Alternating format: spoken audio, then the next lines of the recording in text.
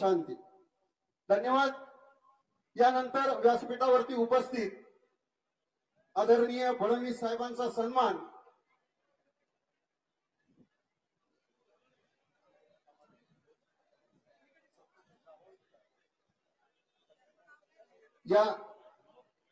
या ठिकाणी व्यासपीठावरती सर्व सन्माननीयांचं मनापासून सहर्ष पुनश्च एकदा स्वागत करतो.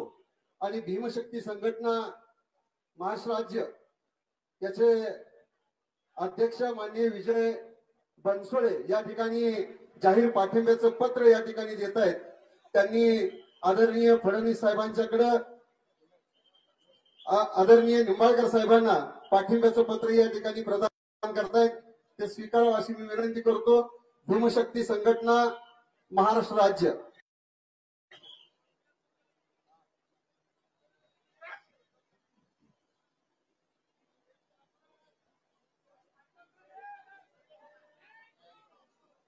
धन्यवाद. यानंतर वेळेअभावी जे राजे छत्रपती शिवाजी महाराज, आदर्श राजा छत्रपती शाहू महाराज, भारतीय घटनेचे शिल्पकार परमपूज्य महामानव डॉक्टर बाबासाहेब आंबेडकर या महामानवांच्या विचाराला पहिल्या प्रथम मी अभिवादन करतो. आणि या ठिकाणी सभेसाठी उपस्थित असलेले सांगोला विधानसभा कार्यक्षेत्रातील तमाम माझ्या मतदार बंधू आणि भगिनी, मला या लोकसभेचे उमेदवार आदरणीय रणजितदादा नाईक निंबाळकर यांच्या प्रचारात आयोजित केलेल्या सभेसाठी उपस्थित असलेले तमाम विविध पक्ष आणि संघटना आणि पार्ट्यांचे सर्व नेते मंडळी, मित्र, उद्याचे भारत देशाच्या परिवर्तनाची लढाई गतिमान करण्यासाठी या देशाचे कणखर आणि कर्तव्यदक्ष अशा प्रकारचे पंतप्रधान आदरणीय नरेंद्रभाई मोदी यांचे आज बळकट करण्याचं आव्हान महाराष्ट्र राज्याचा भीमशक्ती संघटनेचा संस्थापक अध्यक्ष नात्यानं आपल्या सर्वांच्या समोर करत असताना मी आपल्या सर्वांना एक आवाहन करणार आहे की मित्र, उद्याची निवडणूक या देशाची आपल्या 43 मतदारसंघाचे रणजितसिंह नाईक निंबाळकर यांची निवडणूक नाही, तर हे देशाचे पंतप्रधान आदरणीय नरेंद्रजी मोदीभाई हे देशाचे पंतप्रधान पुन्हा करण्यासाठी म्हणून या देशाची निवडणूक आहे. मित्रांनो,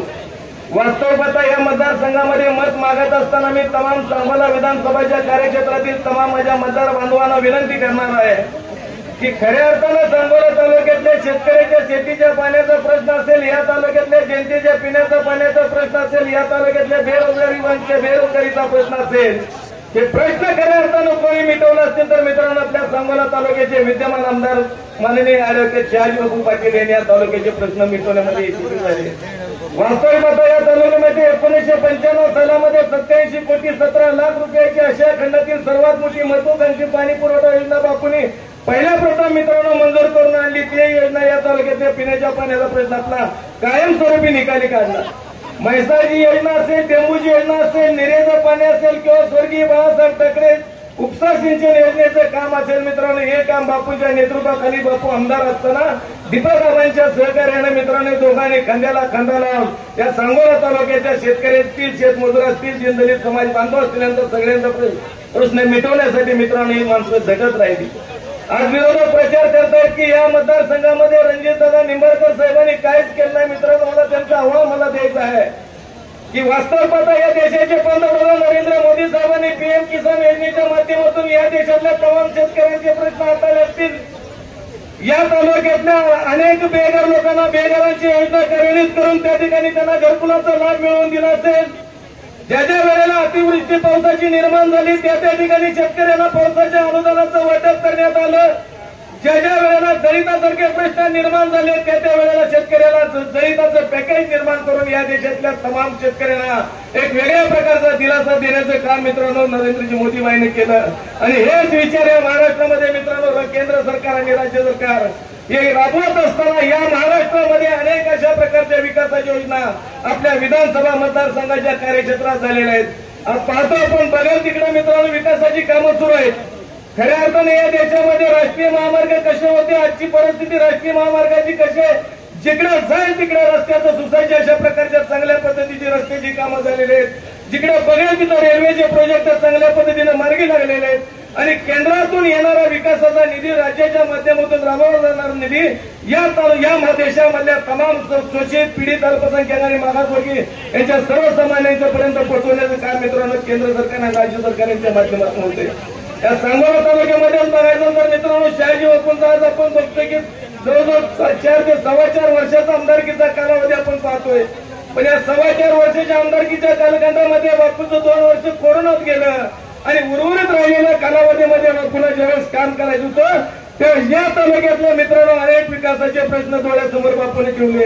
आज काय होते, ब्रिटिशकालीन असणारे आपल्या सांगोल्याचे रेस्ट हाऊस आपण पाहिलं की ब्रिटिशांना बांधलेल्या रेस्ट हाऊस मध्ये आपल्या विरोधकांनी 55 वर्षाचं राजकारण केलं. तिथं वीट सुद्धा कधी उभा करायचं काम या ठिकाणच्या शेतकरी कामगार पक्षाने केलं नाही मित्रांनो. ते आज त्या ठिकाणी अद्यावत अशा प्रकारच्या इमारतीचं काम शहाजी बापूंच्या नेतृत्वाखाली पूर्वताला नेण्याचं काम बापूंच्या नेतृत्वाखाली मित्रांनो पूर्ण झालं. आणि जेवढी बी शासकीय कार्यालय आपल्या तालुक्यामध्ये आहेत ती सगळी शासकीय कार्यालय एका छताखाली आली पाहिजेत म्हणून.